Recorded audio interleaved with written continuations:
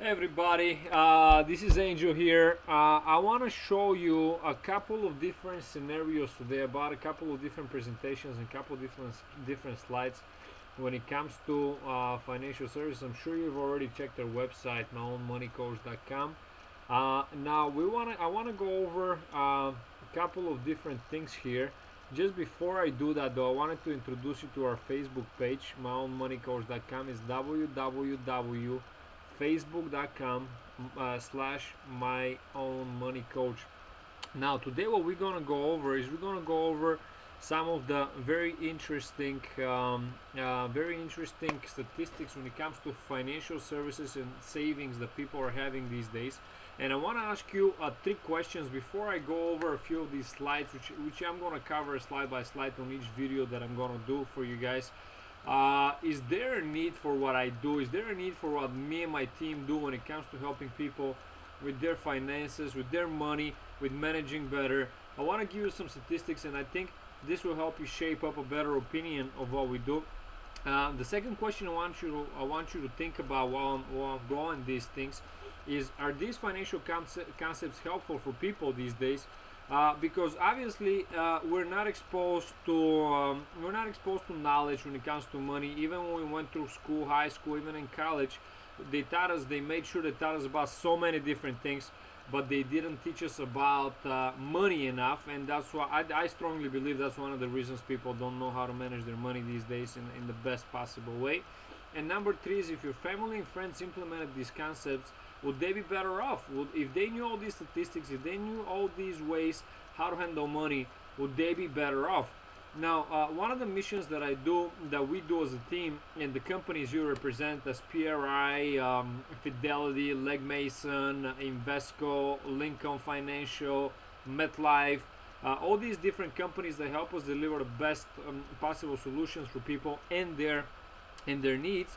I want you to look at our mission. Is to help families become properly protected, debt-free, and financially independent. And as I go through that, I want you to think for a second: what does properly protected mean?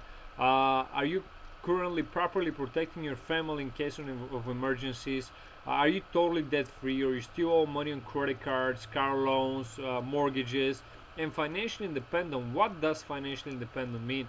A lot of times, as people, what happens is financially independent. I ask people this all the time when I do presentations and I work with different clients. What is financially independent? And they say as long as they can take care of their payments every month, they feel that they're financially independent, and that is not entirely true. Financially independent means that you don't have to even work, and whatever you have saved up, whatever you have already, will take care of you for the future, and will help you out. So are you really financially independent? That's a question you might want to really ask yourself. Now, 6 in 10 workers say that they're living paycheck to paycheck. This is a statistic that came out of Career Builders, and that was from April 2011. Living paycheck to paycheck. 6 in 10 workers say that they're living paycheck to paycheck. Now, this is a statistic, and it's pretty frightening, because paycheck to paycheck is not really a way to live, especially in the United States and America, where we all live, and this is very, very frightening to me. But there are more. Average credit card debt among households with balances on their credit cards is over $15,700, which is average credit card debt balances. Some people have way more than that, and some people have less than that. For example, when I started in the business, that was about 6 years ago. And what happened was there was about 10,000. Now this has gone 50% higher, and the tendency is to keep going higher because people are not going back to work and people are not making more money, but prices are going up. I mean, you see the gas prices, and it's pretty frightening. Now, more than half of Americans have no emergency savings. And don't get me wrong, I don't want to get you stressed out over here, but I want you to look at some facts, because I think before we fix anything, we need to look at the facts and the way the facts are, so we know what to do and how to take action against that and fix it. More than half of Americans have no emergency savings. Bankruptcies have topped 1.5 million in 2010. So 1.5 million people, or even families, you could say, filed for bankruptcies in 2010. This is a scary statistic, but it comes out from CNNmoney.com, and you can see that is right over here. 68 million Americans have no life insurance. 68 million Americans have no life insurance. That means that the kids, the children, the people that are dependent on them, if something happens, something bad happens, God forbid, which we hope it doesn't, but if it does, these people are left financially struggling with all the debts, with no income to buy food, with no money to pay off the credit cards and the loans they have accumulated, the car loans. I mean, this is really, really scary. And you know what? The life insurance rates right now are in the last 10 years they dropped 40%. You know, that is a reason for people to purchase it more, but the reason they're not buying it is because they're not educated. They don't know what to buy. They're scared to buy insurance these days because they're scared that somebody's going to take advantage of them. Now, more than half of all workers have less than 25,000 in savings and investments for retirement.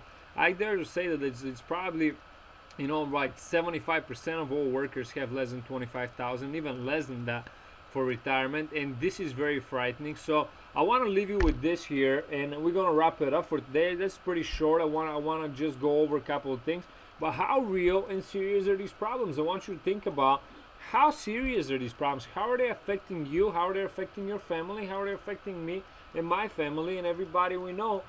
Because before we start looking at some ways to fix these, we have to look at some what is existing, what is going on. Let's look at the facts, let's look at numbers and see if we can fix that.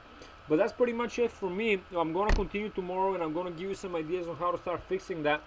But take some time today and think about these statistics. I know it's kind of negative, and if you know me personally, and some of you do know, I'm a very, very optimistic guy, very positive guy.